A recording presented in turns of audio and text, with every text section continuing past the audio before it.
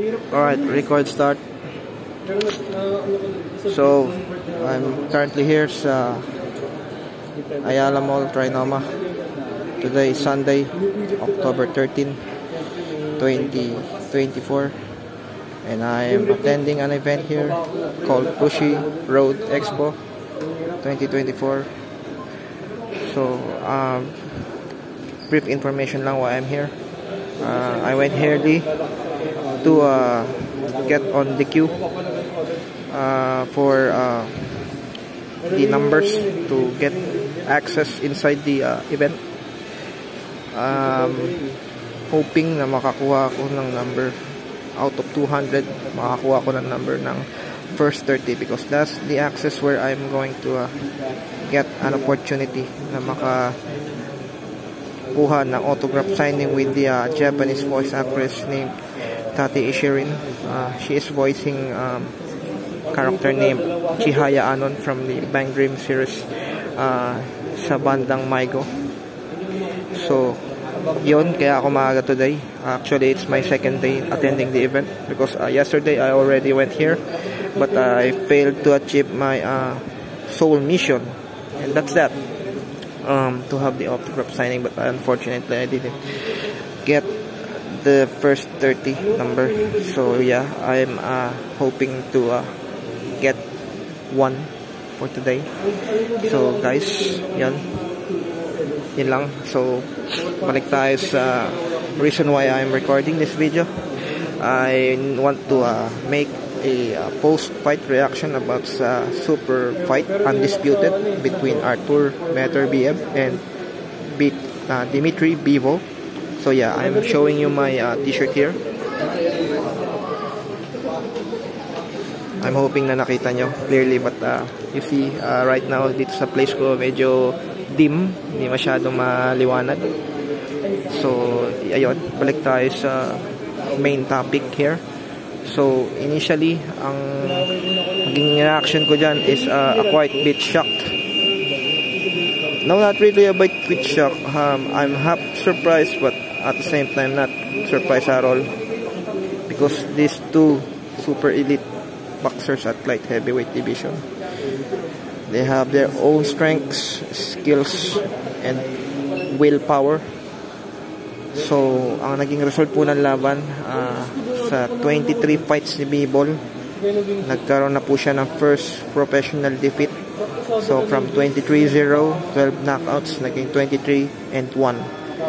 While yung kanyang WBA and IBO belt, napunta na po siya kay Artur Beterbiev, which has now the record of 21-0, 20 knockouts. So this is the first time Artur Beterbiev had a decision win since he started his professional boxing career. So this fight showed how tough Dmitry Bivol was. Sa aking nakita sa mukha ni Bivol, yung left cheek niya is bruised because of those powerful punches by Beterbiev, either from jabs or power punches. I can't recall ano yung mga power punches or jabs na tumama. I mean na binato ni Beterbiev kay Bivol, but kita naman po sa mukha ni Dmitry Bivol yung bruise sa kanyang left cheek, and sa sa mukha naman ni Beterbiev may mga onting bruises naman, pero not really distinctive yung mga bruises sa mukha ni Beterbiev. So yun, tumako tayo doon sa scorecards. Ang naging hatol po ng tatlong hurado, I can't remember those judges names, but the first card announced, it was scored 114-114 draw, even. Second card announced 115-113. The third card is 116-112.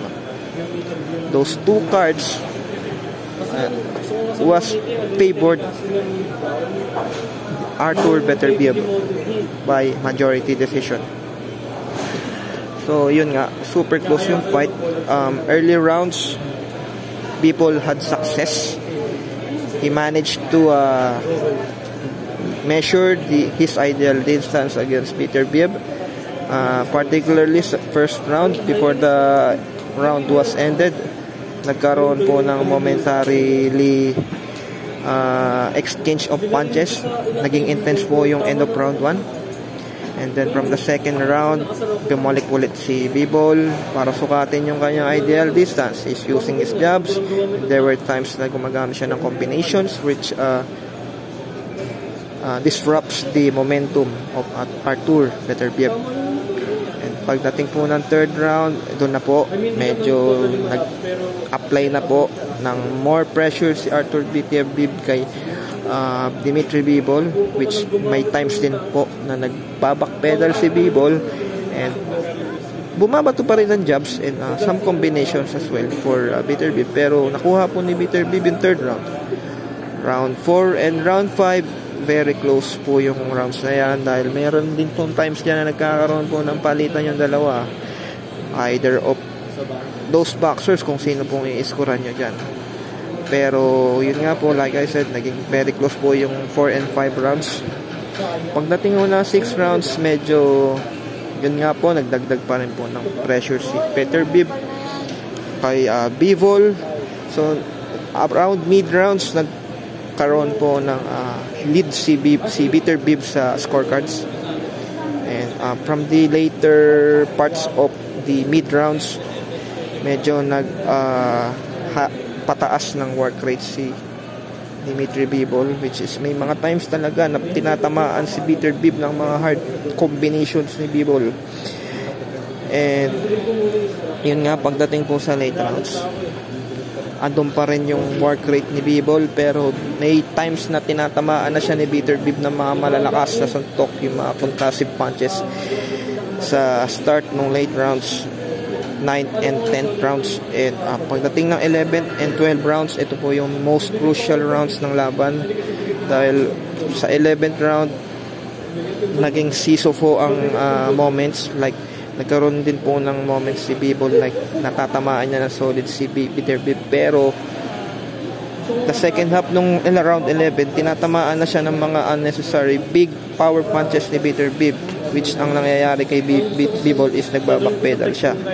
So most of the rounds nagbabackpedal si Bivol kapag alam niyang makaka-set up ng magse-set up ng mga mabibigat na suntok si Beterbiev, nagbabackpedal siya, gumagamit siya ng lateral movement, gumagamit siya ng mga jab.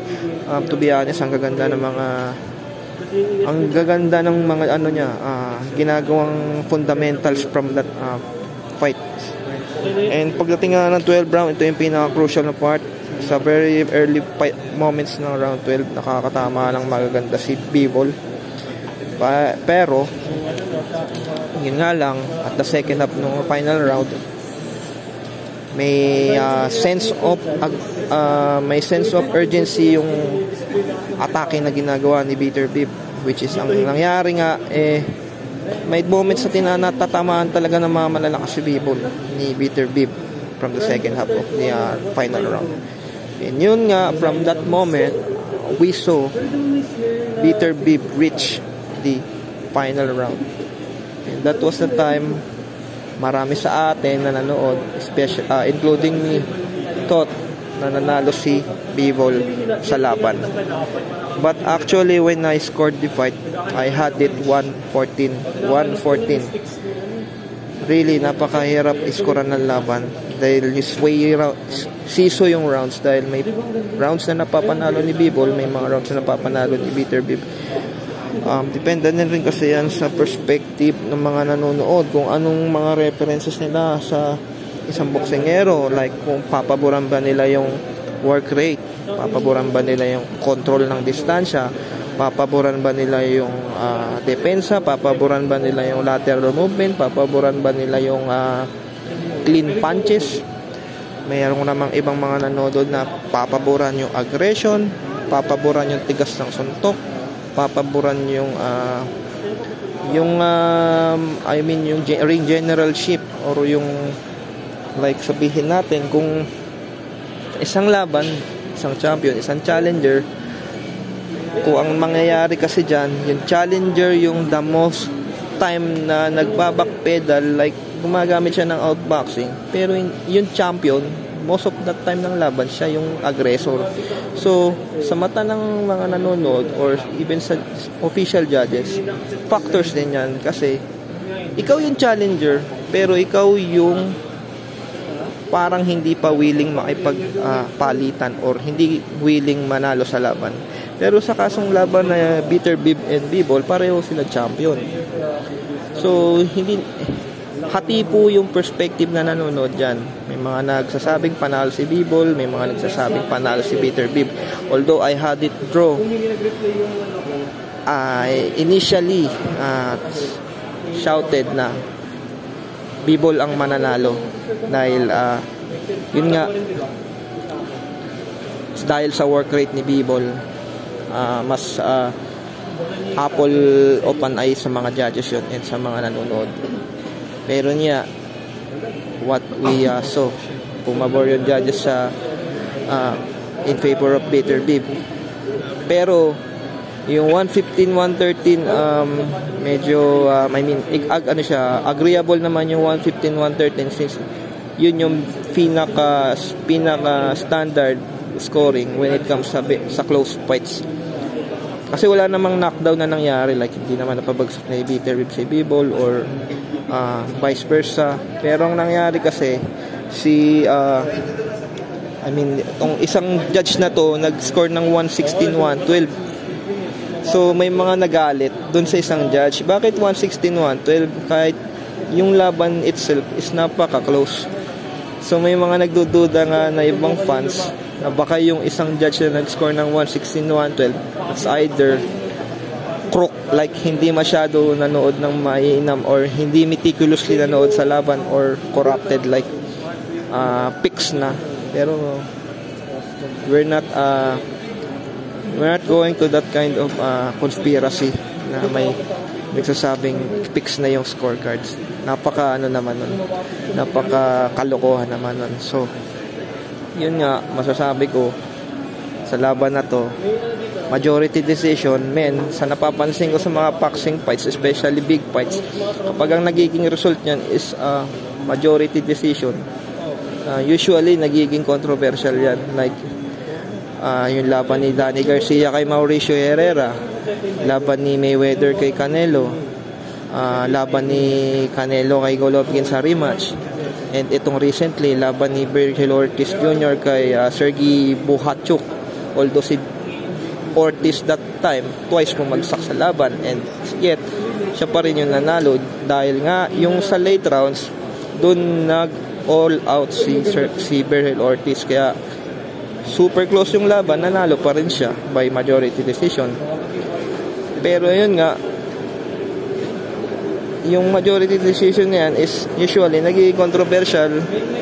Pero may mga ibang laban din naman na talagang sa ibang laban naman na ang result is majority decision. May mga ibang laban dyan na talaga namang yung taong mismo ang nanalo. Pero may iba rin naman na bakit majority decision, na dapat unanimous decision, like unanimous decision yan, like nung laban ni Mayweather kay Canelo. Dapat unanimous decision yan. Kaya nga yung isang score doon na si CJ Ross na nag-score ng 114-114, yun, nasuspend. Pero yun nga, bumalik tayo dyan sa nanging scoring.